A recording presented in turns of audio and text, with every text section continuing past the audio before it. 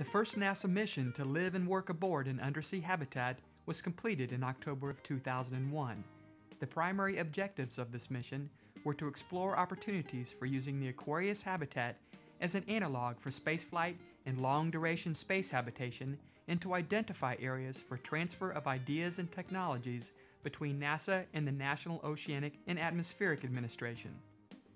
Multiple directorates at the Johnson Space Center worked together with the National Undersea Research Center to accomplish this mission during the NASA Extreme Environment Mission Operations, or NEEMO project. Many task and science objectives were evaluated and accomplished, such as techniques for operating in extreme environments, crew and mission controller interaction, and leadership and interpersonal skills training for the astronauts and aquanauts. The Aquarius itself is the only undersea research laboratory in the world. It is owned by NOAA and managed by the University of North Carolina at Wilmington. It is located 5 miles off of Key Largo in the Florida Keys National Marine Sanctuary. It is deployed next to deep coral reefs 60 feet below the surface. It is similar in size to the International Space Station Service Module, measuring approximately 45 feet long and 12 feet in diameter. Like its outer space counterpart, Aquarius aquanauts live, perform research, and explore in an extreme and sometimes hostile environment. Aquarius aquanauts and scientists live in a saturated environment, equivalent to a depth of 50 feet.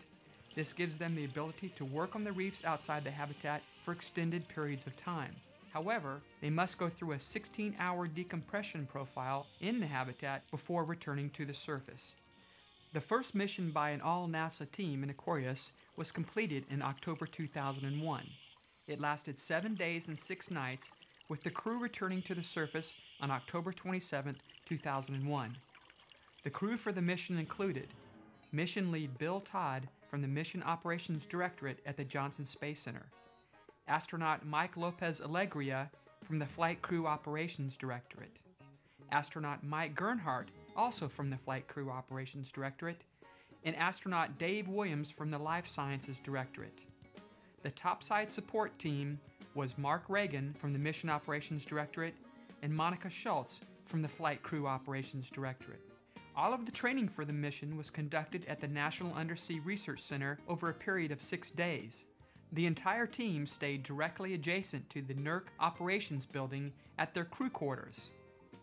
The training consisted of a fairly rigorous schedule of equipment briefings, swim tests, in-water diver training including site and equipment familiarization, science briefings, and habitat visits. During the actual mission, 4 NASA aquanauts spent 7 days living and working in a saturated environment and accomplished all of the mission objectives. Some of the accomplishments were running from a mission timeline similar to that used on the International Space Station, with all activities scheduled and completed per the timeline, linking audio and video communications with the Mission Control Center in Houston, performing credible space analog science tasks for NOAA research, performing a detailed test objective on an underwater communication system for aquanauts, performing environmental science inside the habitat on acoustics, lighting, and human factors using a variety of scientific research instruments, hosting 5 educational outreach events reaching millions of school kids on real-time video and audio, which highlighted the similarities between living in the extreme environments of inner and outer space, conducting a communication link-up with the International Space Station crew on orbit, and finally, documenting representative training and mission activities by video and still camera. At mission completion, the overwhelming opinion by all participants was that this was an excellent analog and is very applicable to the training and research that the Johnson Space Center performs. The management and staff of the National Undersea Research Center were extremely professional and did everything possible to make the NASA mission a success. Their obvious commitment to safety was impressive. They understand that our objectives are different than those of previous missions and went to tremendous lengths to facilitate our communication, science, and technical needs. The National Undersea Research Center and the Aquarius habitat have proven to be an ideal match for the objective NASA brings to the project.